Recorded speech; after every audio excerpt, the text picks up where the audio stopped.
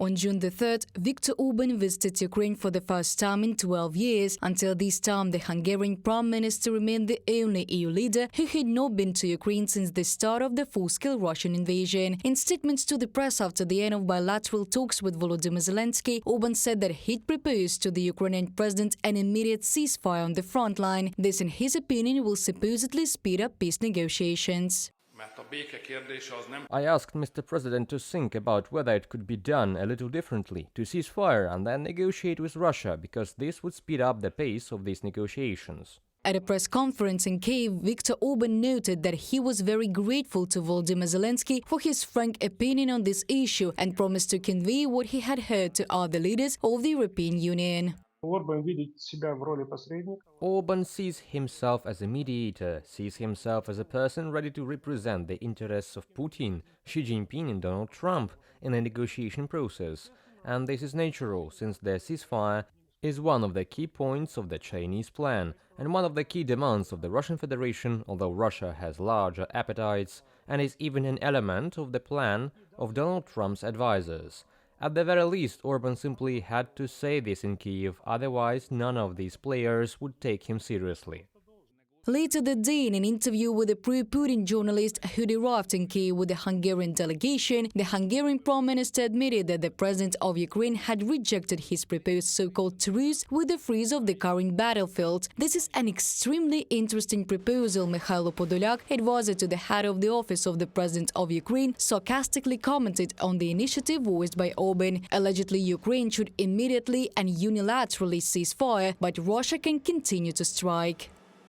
What does all this mean?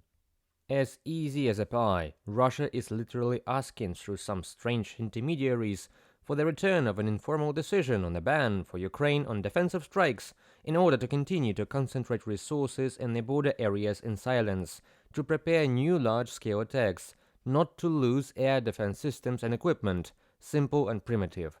Mikhailo Podolyak, advisor to the head of the office of the President of Ukraine, on Telegram.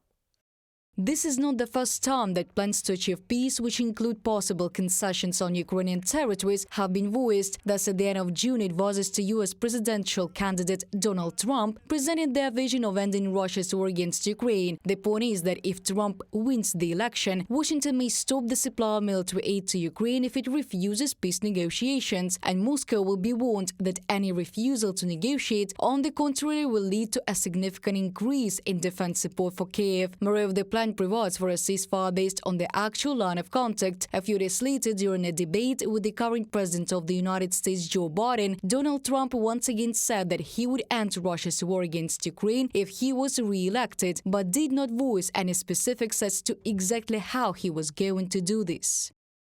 If Trump has such a model, tell me, who will be against it? Everyone wants to end the war in a day, preferably in an hour, but we have what we have.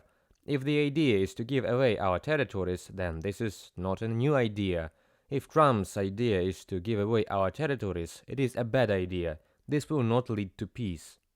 The only possible model of negotiations with Putin could be a multilateral agreement with intermediaries, as was the case during the agreements on the Grain Corridor, says Volodymyr Zelenskyy. According to him, such a model, when countries from different continents prepare a common decision on issues of territorial integrity, energy or shipping, can be used. Reported by Dana Kolesnik, Valeria Nekipelova, UATV News.